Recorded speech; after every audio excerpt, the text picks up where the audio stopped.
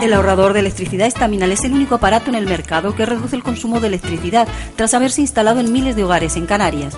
No deje que su factura de electricidad afecte su economía familiar. El ahorrador Estaminal le garantiza una reducción de un 10 hasta un 35% de su recibo de luz.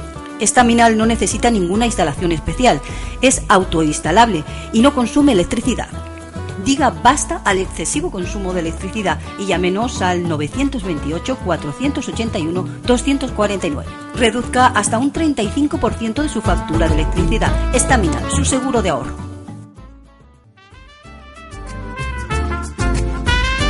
Ahorrador de electricidad Estaminal. Tras muchos años de implantación en Canarias, les ofrecemos la posibilidad de ahorrar de un 10 hasta un 35% del consumo de su factura de electricidad. Tenemos un ahorrador que se adapta a sus necesidades, sea cual sea su tipo de negocio o industria. Muchos ahorradores puede encontrar en el mercado, pero solo Estaminal ha demostrado su eficacia. No deje que los gastos abusivos de electricidad afecten su economía de negocio. Pídanos presupuesto sin compromiso al 928-481-249. Ahorrador de energía Estaminal, la solución a sus problemas de exceso de consumo. Ahorre de un 10 hasta un 35% de su factura de electricidad.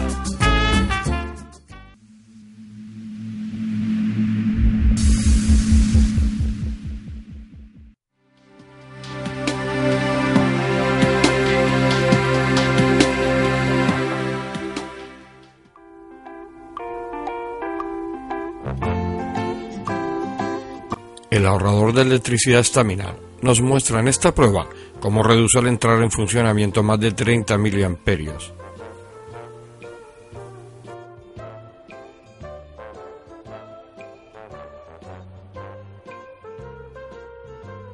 Si observamos la prueba al contrario, al desconectar el ahorrador de electricidad Estaminal, observamos cómo aumenta la misma cantidad de miliamperios. La fiabilidad y ahorro de Estaminal queda demostrada.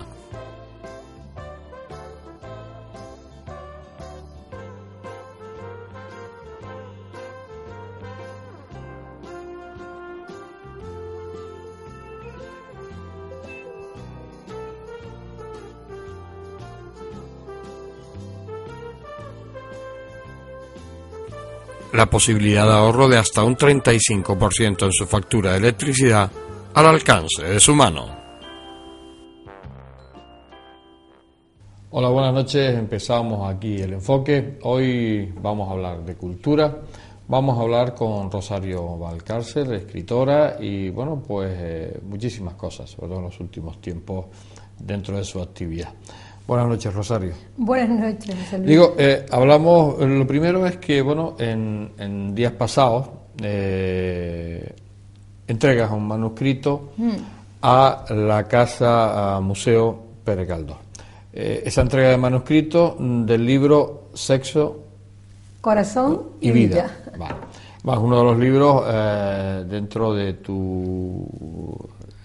lo que tú escribes, sí, en el género erótico, ¿eso qué significa? Sobre todo a nivel personal, el que esta Casa Museo Pérez Galdós te haya recibido ese manuscrito que queda dentro de sus archivos. Y yo creo que es un acto que en realidad es muy emotivo para la escritora, pero nada más que eso, o sea que, porque para la escritora es como si fuese un paso más de su trayectoria literaria, porque estar dentro de los archivos de nada más y nada menos que la Casa Museo Pere Galdós ya significa mucho. Para mí significa mucho. Sí. Porque además, sobre todo, y además un libro como este, que es un libro que yo he tenido el gusto de leer, erótico, suena, ante la gente eso todavía puede sonar más raro, ¿no? Porque sí, bueno, un libro erótico. Pere Galdós, que no, precisamente su erotismo, bueno, yo no se lo capté mucho, sí, pero bueno, era el hombre muy... Sí, muy... no, de todas maneras, Galdós era... tiene libros bastante eróticos, o sea, yo, sin ir más lejos, Fortunata y Jacinta. Bueno, Fortunata y Jacinta es... Hombre, no a lo mejor a la altura de tu libro. No, es otra historia, pero de lo que es realmente el erotismo, de lo que son las pasiones humanas, para mí Fortunata y Jacinta es el libro erótico propiamente dicho, o sea, es que es una maravilla de fuerza, y además es que Galdós tiene algo muy importante, y es... que sabe captar la psicología de la mujer como nadie o casi nadie sabe hacerlo. O sea, es que Galdós en eso es un genio, y yo sinceramente creo que sí, que voy a sentirme muy arropada con ese padre que es Galdós dentro del erotismo, de mi erotismo me voy a sentir arropada. O sea, que ha sido para ti algo muy especial. Sí, muy importante, sí. Hablamos de tu carrera como escritora. Rosario, bueno, pues ha tenido ocasiones de estar por aquí, por esta casa. Incluso ha colaborado con nosotros en una serie que no ha salido a la luz todavía, de la agenda cultural, que estamos ahí. Esperemos que podamos salir, porque además ese es nuestro propósito, siempre que consigamos esos recursos económicos. Pero ella, junto con Mariló Álvarez, hicieron una serie de entrevistas con personajes de la cultura. Pero en tu vida como escritora, porque en el fondo eres una escritora Nobel dentro de un respeto a esa palabra, porque efectivamente lleva ya unos años, pero ¿cómo has visto tu evolución? ¿Cómo has visto tu evolución? Además, sobre todo, que tienes muy cerca a alguien que lleva escribiendo hace muchísimos años y que me imagino que será tu peor crítico y el más duro en cuanto... Ya ni es crítico, yo sinceramente no soy incapaz de pasarle ningún borrador cuando estoy comenzando, cuando tengo una idea, simplemente cuando termino. Y el otro día precisamente en la televisión pasaba una película Woody Allen y me estuve riendo mucho, me vi muy identificada porque era de estas historias de Woody Allen, de parejas y de historias, dentro de historias, o sea, del mundo de las parejas. Y el matrimonio, que precisamente Woody Allen era el actor, la mujer de Woody Allen se quejaba mucho porque le decía que no le daba su poesía. Ella escribía poesía y él era un escritor ya importante, no se lo daba porque, claro, la crítica era aplastante, y entonces se buscaba un amigo, un amante con el cual se sentía muy identificada. Hombre, no es mi caso de irme buscando amantes para que den su crítica, ¿no? No, pero que sí, ciertamente he aprendido a ir yo sabiendo cuándo debo enseñárselo y cómo debo enseñárselo. O sea, estas cosas son cosas que se aprenden, como el erotismo, que también se aprende. Como escritora, ¿cómo has evolucionado? ¿Cómo te sientes tú que has evolucionado? ¿Ha cambiado tu manera de escribir con los años? ¿Cómo te sientes? Bueno, yo no noto que haya cambiado mi forma de escribir, sin embargo los lectores dicen que sí, o sea que ellos son los que tienen la última palabra en este sentido. Pero realmente yo lo primero que escribí fue La Peña de la Vieja y otros relatos, que era un libro que siempre lo digo, de la memoria, de la infancia, la evocación de la playa de las Canteras, que fue donde yo nací, allí en mi calle, la calle Portugal.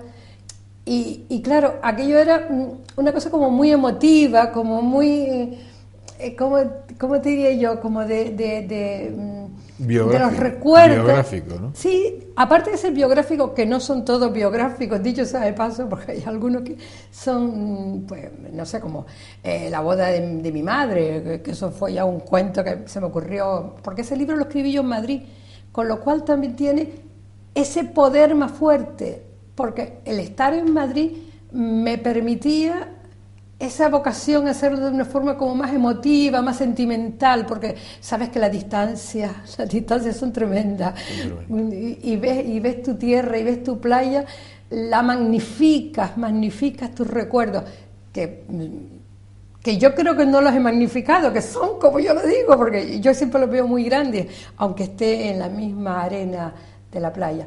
Pero bueno, y con respecto al cambio, bueno, sí, es que son registros distintos, con lo cual, al ser otro registro, cuando ya empecé con la trilogía, con los 3 eróticos, son registros tan diferentes que quizás pues ya no sea ese sentimentalismo. O sea, de hecho, el primero del amor y las pasiones, sí, yo siempre digo que es un libro de emociones, de un erotismo de emociones. Todavía estaba como muy pegada a eso del sentimental, del amor, pero ya en el segundo, el séptimo cielo, ya me despego bastante, hago un erotismo más carnal, y en Sexo, Corazón y Vida, que tú lo has leído ya, sí, los sentimientos están, por supuesto, porque en el sexo no es un sexo donde solo hable de erotismo, o sea, o solo esté reflejado el erotismo, como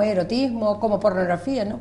No, son situaciones de relatos donde la pareja tiene unos problemas, y cuando hay parejas y cuando hay relaciones humanas, está el amor, está la muerte, está la vida, está el odio, están los celos, o sea, hay tantos sentimientos que no te puedes limitar a... O sea, no puedes solamente escribir de lo propiamente, que lo que yo digo genital, que es ya caemos en la pornografía, ¿no? Es una historia en donde sigue habiendo amor, sigue habiendo todas las emociones y todos los sentimientos que están presentes en los seres humanos. El tú especializarte cuando haces esa trilogía, además, yo creo que eres de las pioneras en Canarias en escribir este tipo de literatura. De mujer, sí. Sí. ¿Te marca algo con respecto a la gente? Que si la gente te empieza a ver como rara o como especial o diferente, o empiezan a... Pues claro, estamos en unas islas, la gente empieza a opinar bien o a opinar como que, bueno, esta señora está escribiendo unos relatos que pueden... Poco serios, poco serios, escandalizar al mundo. Llegaron a decir que era un poco serio. Que eran poco Alguna persona así, acercárseme, una persona con nivel cultural, un poco serio también. Ha habido muchas opiniones, pero en este momento yo creo que no, que ya... Además, ahora está de moda, o sea, cuando yo los escribí no estaban de moda, pero ahora con esto de que la literatura erótica está de moda, bueno, pues ya soy como una más de toda la literatura que está saliendo en este momento, que escriben periodistas de la televisión, escriben erotismo, americanas, suecas, todo el mundo escribe ahora sobre erotismo, o sea que ya parece que es una cosa, que es un registro como muy normal. Y yo creo que ahora lo que me mandan son textos, que me hace gracia, me mandan a través o de mi página web o a través del Face, me mandan textos que por favor que los lea y que les dé una opinión, o sea que... ya un poco... a ver si son muy eróticos o no. Sí, la verdad es que... yo no creo que vaya por ahí el tema, sino porque realmente los que me mandan son algunas veces rayando muchísimo con la pornografía. Quizás sea porque están escritos por hombres, que son los que muchas veces me piden opiniones, y yo siempre digo, claro, es que una cosa es un relato que tú quieres escribir en un momento determinado, o que quieres expresar, o que se lo quieres regalar a tu pareja, y otra cosa es escribir literatura.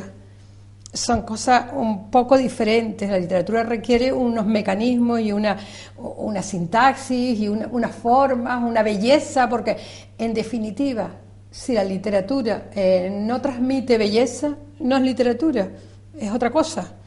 Entonces, bueno, pues me ocurren estas cosas y... El estar tú tantos años como profesora dando clases, ¿eso te ha servido a la hora de escribir? Es decir, esa experiencia de como profesora, sí. ¿te ha servido después a la hora de escribir? Sí, yo creo que la experiencia de haber sido tantos años... el estar en contacto con tantos adolescentes pues claro, yo trabajaba en lo que se llamaba antes la segunda etapa de la EGB y daba clases de lengua española y lengua inglesa, y el estar 29 años, porque siempre estuve en esos ciclos, en contacto con los jóvenes, me ha servido para mantenerme y un poco como... no voy a decir más joven, pero sí de espíritu. Evolucionando sí, evolucionando con ellos. O sea que, claro. Porque yo recuerdo que cuando yo también tengo 5 hijos y el hecho también eso me ha ayudado, claro.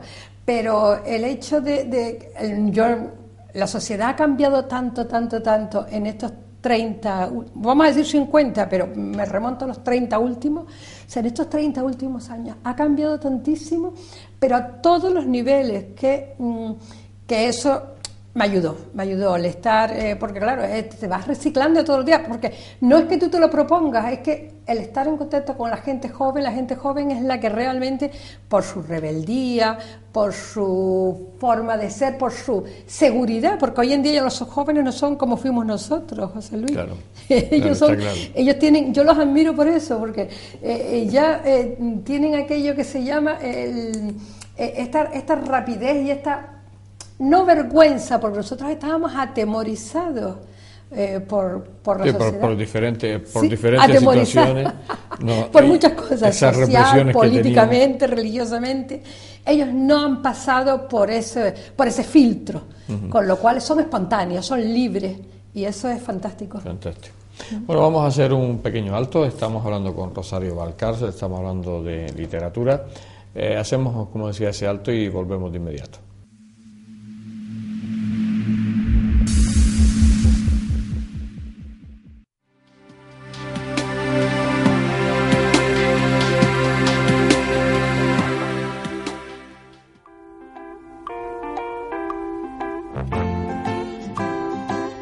El ahorrador de electricidad estaminal nos muestra en esta prueba cómo reduce al entrar en funcionamiento más de 30 miliamperios.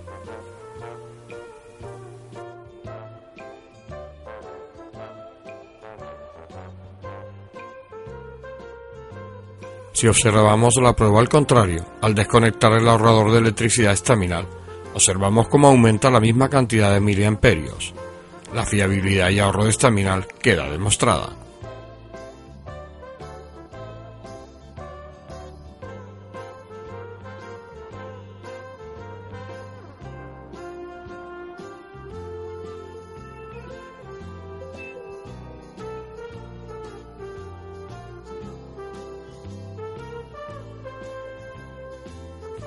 La posibilidad de ahorro de hasta un 35% en su factura de electricidad al alcance de su mano.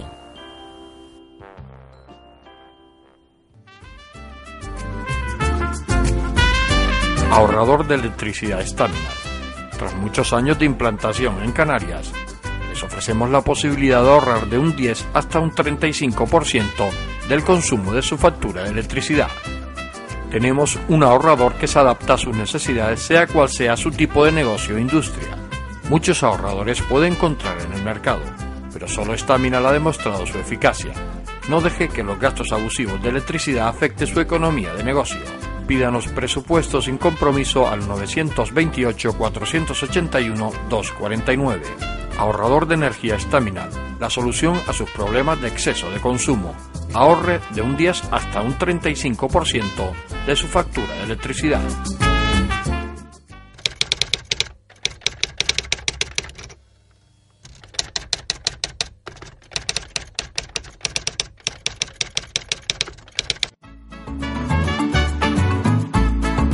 El ahorrador de electricidad Staminal es el único aparato en el mercado que reduce el consumo de electricidad tras haberse instalado en miles de hogares en Canarias. No deje que su factura de electricidad afecte su economía familiar. El ahorrador Staminal le garantiza una reducción de un 10 hasta un 35% de su recibo de luz. Estaminal no necesita ninguna instalación especial, es autoinstalable y no consume electricidad. Diga basta al excesivo consumo de electricidad y llámenos al 928-481-249. Reduzca hasta un 35% de su factura de electricidad. Estaminal, su seguro de ahorro. Seguimos aquí en el enfoque, seguimos hablando con Rosario Valcárcel. Como decíamos al principio, bueno, pues que entregaba ese manuscrito en la Casa Museo Pérez Galdós, que bueno, pues ha empezado su carrera como escritora ya hace unos años, que quitando ese primer libro, que bueno, efectivamente era un libro pues, de recuerdos, un libro de memoria, un libro biográfico en determinados relatos, coge el camino de esa literatura erótica que es pionera en Canarias como escritora. Y después, bueno, pues tiende a salirse un poco de ese tema. Yo me imagino que porque no te encasille la gente, ¿no? Es decir, de repente pues, haces un libro como Moby Dick, que no tiene nada que ver con el erotismo. No tiene nada que ver con el Y que, bueno, pues es un libro un poco que a la gente pues le hace rememorar la época aquella, de aquella película de Moby Dick. De Moby Dick, de Gregory Peck y de todo el tinglado que se montó con aquella ballena que se fabricó aquí, y toda aquella historia. O sea, tú también decides un poco cambiar un poco el género, ¿no? Porque estabas viendo que a ti me da la impresión de que no te gusta que te encasillen en nada, ¿no? No, yo hago muchísimas cosas, hago poesía, presento exposiciones de pintura, hago diferentes cosas pero realmente cuando pensé hacer Moby Dick en las Canteras Beach no fue porque quería salirme del tema, ni mucho menos. Yo al mismo tiempo que estaba escribiendo Moby Dick estaba escribiendo un libro de poesía erótica que son las Máscaras de Afrodita, que se presentó primero, por supuesto, que Moby Dick. Pero Moby Dick surgió como relato en un principio y surgió porque yo, en definitiva, quiero o no quiero, siempre vuelvo a la playa de las Canteras porque son las raíces, siempre te tiran mucho y te hacen recordar cosas y la playa forma parte de mi infancia y de mi vida, claro. Bueno, pues siempre se había oído hablar de la ballena, de la llegada de John Huston y Gregory Peck a Gran Canaria, porque en realidad vino Hollywood por vez primera a las islas. Y fue un acontecimiento que yo no digo que sea un acontecimiento cinematográfico, fue un acontecimiento social, porque mucha gente, hay que tener en cuenta que en la España del año 54-55, que fue en esas Navidades cuando se rodó la película, era una España o una Canaria muy pobre, eran unos momentos donde todavía era una España oscura, una España triste en cierta medida. Entonces, claro, aquello fue como un acontecimiento muy feliz y pensaban, bueno, que todos casi nos íbamos a hacer ricos en la playa, todos íbamos a participar en la película. Yo, por supuesto, no recuerdo todos los detalles porque era muy, muy pequeña en el año 54, Navidades del 55, pero me fui a las hemerotecas de Las Palmas, del Museo Canario, y he investigado en los periódicos, y bueno, es una novela, en realidad, porque es una novela, Moby Dick en las Canteras Beach es una novela, pero está documentada con los hechos. Incluso hay algo que para mí fue muy emocionante y que tengo que decir, que fue que tuve la suerte de que Luis Roca Arencibia había hecho un trabajo que se llama Salvar la Memoria, Moby Dick Tirma, y que son unas grabaciones que hace a estos personajes que de alguna forma intervinieron en la película de Moby Dick y que todavía viven. Y entonces él hizo unas grabaciones. Esas grabaciones me las pasó. Además, grabaciones filmadas, con lo cual puedo ver la cara y eso fue como muy interesante y además fue un documento muy, muy valioso porque me sirvió a mí para yo saber en todo momento, porque Juan Socorro perteneció, muchas personas que ahora no recuerdo los nombres, pero que formaron parte de la película y que viven, y que el día que yo lo presenté en junio del año pasado en el gabinete literario, estaban conmigo, estaban en la presentación, o sea, estos personajes que formaron parte de la película. Y ellos, bueno, pues cuentan sus experiencias y sus anécdotas, porque de la película hay 3.000 anécdotas. Y además el libro este tiene la peculiaridad que está pensado para que lo lean de los 12 hasta cuando quiera, hasta los 90, 100 años, o sea, hasta que uno tenga ganas de leerlo. Pero en un principio también se pensó para que entraran en las escuelas, porque son documentos que es una pena que los niños canarios y no canarios no conozcan, porque en realidad Moby Dick es una novela de Melville, una novela mundial que no tiene por qué encasillarse en Canarias. De hecho, es un libro que en América es de los más leídos. Y yo creo que el hecho de que la última parte de la película, la parte del mar, se rodara en Gran Canaria, pues tiene su belleza y tiene su recuerdo y tiene su recorrido y tiene algo que es importante para que los niños, los adultos y los que ya no recuerden, pues lo recuerden, lo refresquen. Y sabes que esa película se intentó primero en Madeira y en Irlanda, o sea que el venir aquí fue porque los mares en los otros dos lugares era muy agresivo y rompía la ballena.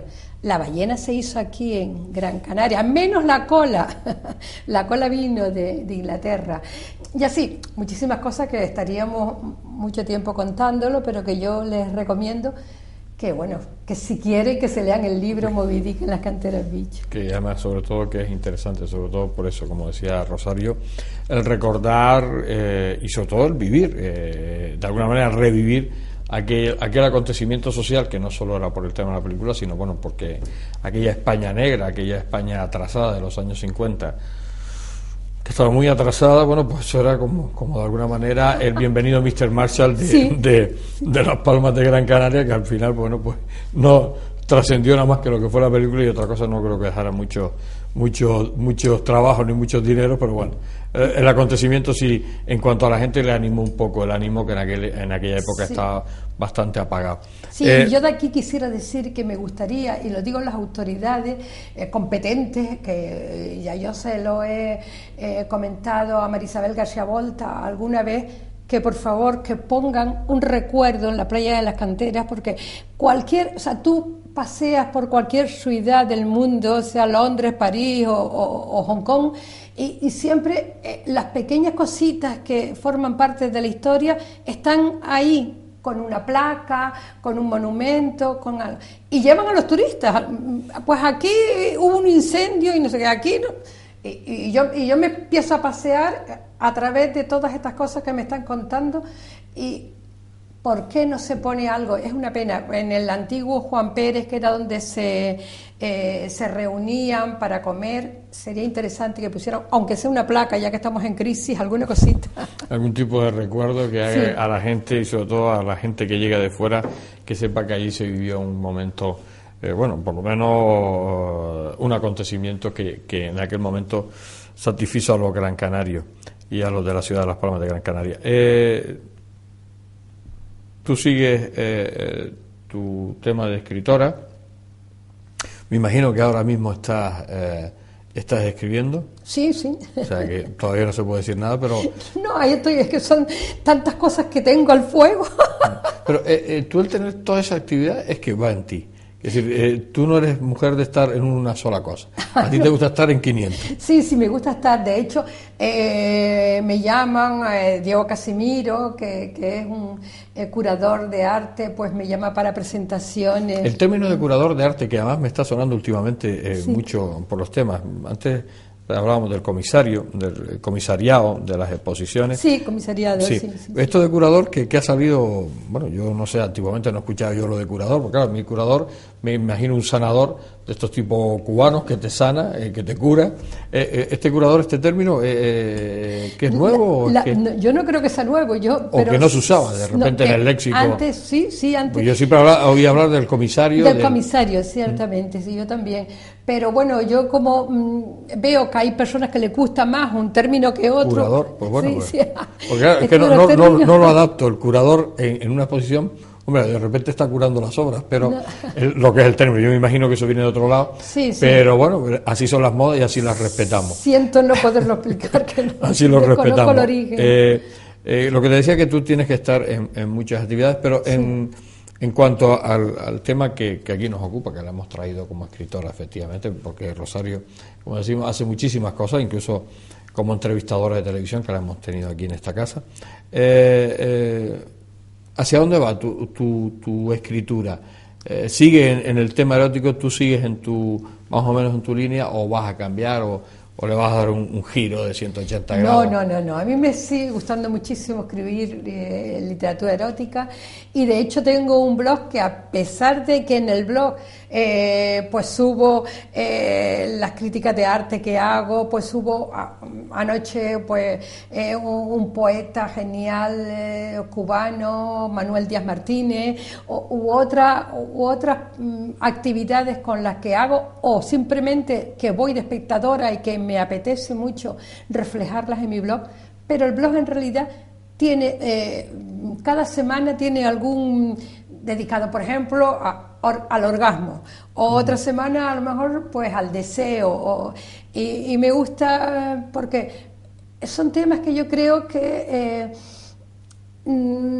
tienen su profundidad, o sea, no son palabras dichas así un poco como para, como te digo yo, como para atraer simplemente, o para provocar. No, es que tienen mucha profundidad, y son temas que, por supuesto, por ejemplo, hablar del deseo, pues no lo voy a poner simplemente una vez, subiré muchos más temas, porque es muy amplio, y me gusta mucho seguir. Hablamos de la cultura, Rosario.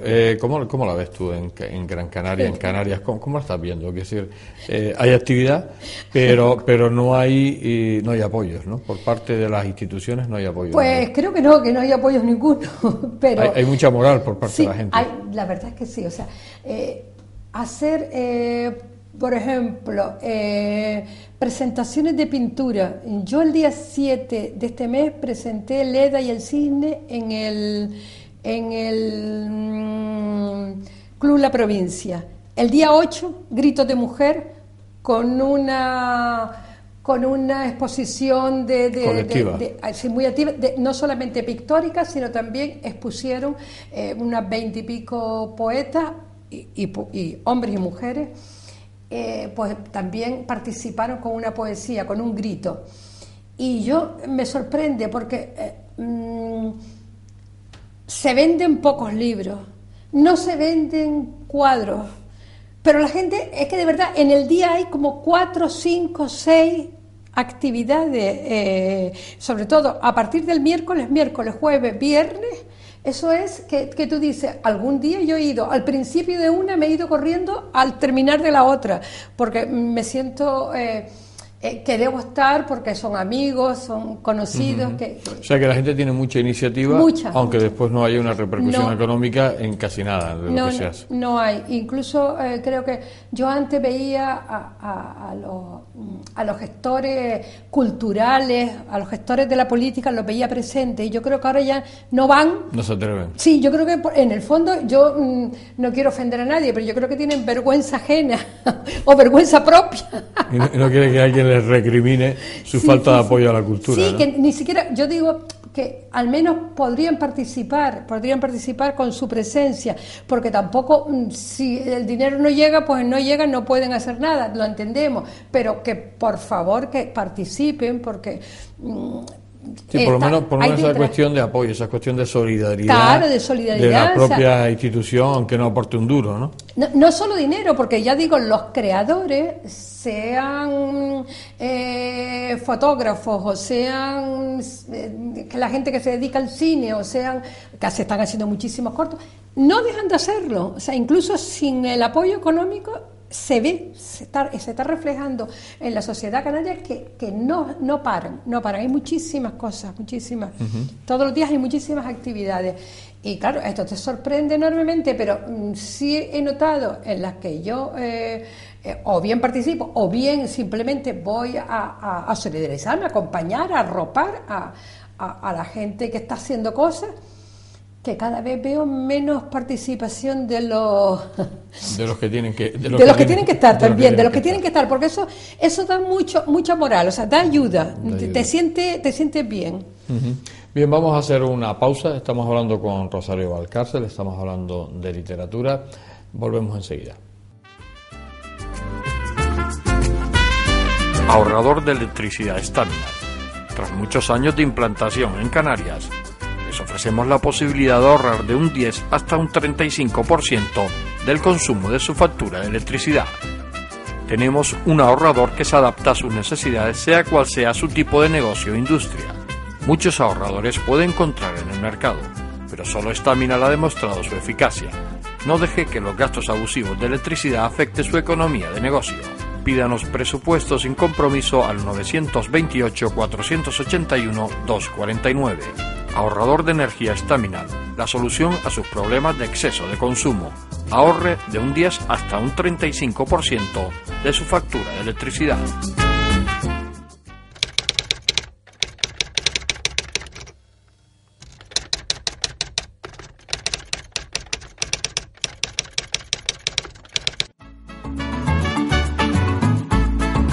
El ahorrador de electricidad Staminar es el único aparato en el mercado que reduce el consumo de electricidad tras haberse instalado en miles de hogares en Canarias. No deje que su factura de electricidad afecte su economía familiar. El ahorrador Staminar le garantiza una reducción de un 10 hasta un 35% de su recibo de luz. Staminar no necesita ninguna instalación especial, es autoinstalable y no consume electricidad. Diga basta al excesivo consumo de electricidad y llámenos al 928-481-249. Reduzca hasta un 35% de su factura de electricidad. Staminar, su seguro de ahorro. Llegamos a la parte final del enfoque de esta noche. Estamos hablando con Rosario Valcárcel, como decíamos en nuestra última intervención. Estamos hablando de literatura, de literatura erótica, de cultura. Vamos a hablar de editores, porque los escritores en los últimos tiempos lo están pasando bastante mal, porque el que logra publicar, o se lo publica él, o me parece a mí que aquí nadie va a publicar. ¿Cómo estás viendo tú en los últimos tiempos el tema de las publicaciones, el tema de los editores, que prácticamente han desaparecido? Desde que se acabaron las subvenciones desaparecieron las editoriales. Hablo aquí a nivel de isla, ¿no? Sí. ¿Cómo lo estás viendo? Porque al final los mismos escritores van a tener que ser los propios editores, ¿no? Sí. Va a ser el camino, ¿no? Sí, yo creo que sí. Además, yo creo que ese es el secreto. Pero también es una pena. A mí toda mi obra me la ha publicado Anroar o Ediciones Idea en Tenerife. Y bueno, yo creo que tanto unos como otros están padeciendo también lo mismo que estamos padeciendo cualquier ciudadano, los recortes y más recortes, con lo cual si no hay ayudas y no hay apoyo a la edición, pues ellos también fracasan y están totalmente ya un poco fuera del mercado. O sea, de hecho, Anroar está haciendo un poquito los pinitos, pero a nivel ya como si fuese un hobby, porque ya no mantiene una oficina, ya no pueden, y así están casi todos. O sea, creo que ahora el secreto, están naciendo paralelamente otras cosas que son, bueno, ediciones, como una especie de agrupación o asociaciones, como puede ser la NACE, donde es una forma de editorial, que no es una editorial en sí, pero que es muy interesante, es una especie de autoedición, por decirlo de alguna manera, pero que haya un respaldo detrás, que ellos te lo maquetan, te lo trabajan, te lo preparan, te apoyan, porque hay un grupo. Y bueno, igual que eso, hay muchísima gente que está editándose ellos mismos. O sea, yo estoy viendo que esta es la única, quizás, solución, porque ya no hay ayudas y los editores no pueden mantener todo lo que se llama el mecanismo de tener una oficina, de tener pero tú no has notado siempre, Rosario, a la hora de la distribución, porque yo también, por aquí han pasado muchísimos escritores por el enfoque, escritores conocidos a nivel incluso fuera de estas fronteras canarias, pero que en la mayoría de los casos los escritores publican pero después no ven un duro más. Es decir, publican en esa editorial, pero aquí parece ser que nunca se venden los libros, cuando hay veces que se ha comprobado que se han vendido, porque además el escritor va por las librerías y ve que a lo mejor se han vendido todos y no están los que ya no hay. Bueno, ¿cuál es el argumento? ¿Por qué el escritor nunca ve un duro de todo lo que publica? Ahora tengo que decir precisamente que acaba de salir la segunda edición de Sexo, Corazón y Vida y del Séptimo Cielo, de esos dos libros míos que ya no habían existencia en ningún sitio. Poco menos que estaban intentando buscar, porque si yo necesitaba en alguna librería perdida para que se los devolviera, ya que no los vendían, pues que un poco. Bueno, el caso es que ya está. ¿Y por qué? No lo sé, no entiendo por qué no se paga al escritor, no lo entiendo, o sea, no se pagan derechos de autor. Es que a mí alguna vez me han pagado, pero poco menos que... poco de compromiso en secreto, o para que me esté tranquila. Para que te eche unos bocadillos a cuesta, ¿no? A costa del importe, ¿no? Porque yo el otro día incluso se lo comentaba con una hija mía que está en un colegio privado aquí de Las Palmas, y me hacía gracia porque me decía, ha salido tu segunda edición de Sexo, Corazón y Vida y de La Peña de la Vieja. Digo, pues no me han dicho nada, pero no sé si es que han seguido reeditándola, pero no me han dicho nada, si está agotada. Yo creo que, y yo un poco de broma le dije a mi hija, yo creo que le dan a la maquinita y siguen haciendo.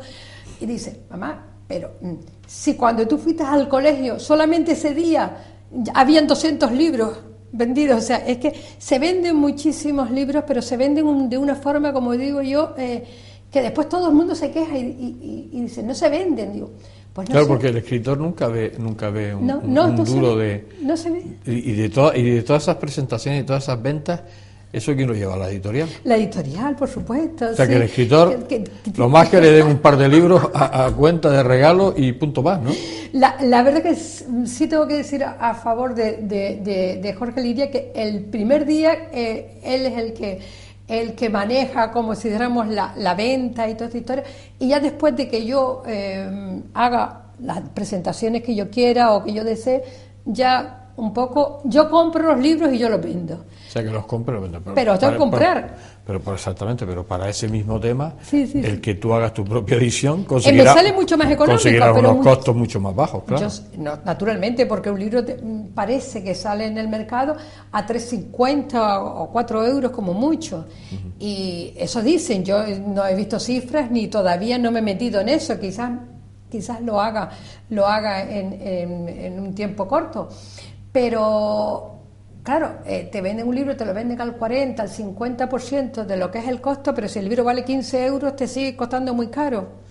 Porque, claro, encima el libro, al no tener muchas veces ayuda, también el libro es caro.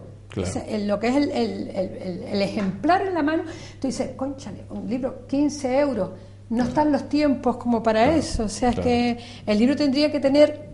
Y volvemos otra vez a lo de los apoyos institucionales, apoyo a la cultura. Un libro debería tener unas ayudas porque no vengo yo aquí a descubrir la importancia que tiene un libro en la vida de cualquiera, ya no solamente de los niños. Claro, y tú decías en una de tus intervenciones ahora, cuando yo te estaba entrevistando, además hacías el comentario que no se está leyendo, que no se lee. O que no se venden libros. Yo creo que no es que dijeras que no se lee, sino que no se venden libros. Me imagino que la crisis afecta, pero Gran Canaria es un sitio donde la gente compra libros, donde la gente... Yo sé que lee, pero no sé que vaya leyendo de prestado, que se vayan prestando solo los libros, pero no se venden libros. ¿No se compra el libro? Yo creo que sí se compra el libro. Yo creo que sí se compra el libro y se compra muchísimo. Y ahora también está, con esto de la crisis, está muy de moda lo de comprar libros de segunda mano. Uh-huh. Yo de paso, pero bueno, que existía toda la vida. Que existió toda la vida, pero que ahora... Sobre todo en la época de atrás, cuando era más fastidiado el tema del dinero, se iba y pagabas un tal, o si no, lo alquilabas y después lo devolvías, que también se usaba, ¿no? Sí, pero ahora creo que está volviendo a resurgir todas estas costumbres que además son muy sanas, porque el libro es una pequeña joya, o sea, no tendría por qué destruirse, sino de pasar de mano en mano, o sea que si te lo venden o si lo regalas, o incluso si no lo quieres en tu casa, déjalo en una cabina telefónica, como se hace en Europa, esto de dejar los libros en un sitio. Sí, además, yo recuerdo en estas Navidades pasadas, en la Asociación de Vecinos de las Canteras, en una ventana dejaron muchos libros. Sí. Y dice, llévate uno si quieres y tal, y si quieres pues nos traes mañana algo para los pobres y tal. Pero estaban todos los libros allí y bueno, iba uno de forma voluntaria y se los llevaba. Bueno, y si al día siguiente quería dejar algo, pues que lo dejara. Pero estaban ahí en una ventana, en las afueras, en la calle, para que la gente se sirviera de los libros. Yo creo que es importante, ¿no? Que haya ese tema. Y que haya libros también, he notado en las canteras, sobre todo, he visto algunas cafeterías con libros para que la gente los lea. Sí, claro. Yo creo que esta moda empezó un poco porque como los extranjeros leen tanto, es que siempre tengo que decirlo, porque tú vas a la playa o vas a un metro en Madrid o vas a... y los más que están leyendo son los europeos, que no formamos parte, algunas veces desgraciadamente los españoles no formamos parte de ese gremio, como en casos como estos, todavía se lee poco en este sentido, pero una cosa es que se lea poco o que tú veas poco leer en la calle y otra cosa es que se compre el libro. A la gente le gusta comprar libros. Claro, hay que facilitarles un poco esa compra. Pues Rosario Valcárcel, se nos ha acabado el tiempo. Estaríamos hablando aquí muchísimas horas sobre literatura, pero bueno, por parte nuestra, desearte lo mejor, la mayor de la suerte en ese nuevo libro que estás escribiendo, que se publique, que es lo importante, que me da la impresión de que tendrás que hacer de propia editora, como están los tiempos, pero bueno, también de alguna manera vas a facilitar que la gente pueda llegar al libro de una manera más económica y puedas, porque además yo creo que tu faceta como escritora no se ha diseñado para ganar dinero, sino para realmente realizarte como persona y tener esa satisfacción que yo creo que tiene todo el que escribe, ¿no? Que la gente lea lo que uno escribe, que eso es lo más importante. Lo mejor, como decía, la mejor de la suerte, y bueno, ya tendremos ocasión de tenerte por aquí, por esta casa. Muchísimas gracias, José Luis. Gracias, Rosario. Bien, con Rosario Valcárcel terminamos esta noche en El Enfoque, y como siempre, mi frase más típica, les espero la semana que viene. Hasta siempre.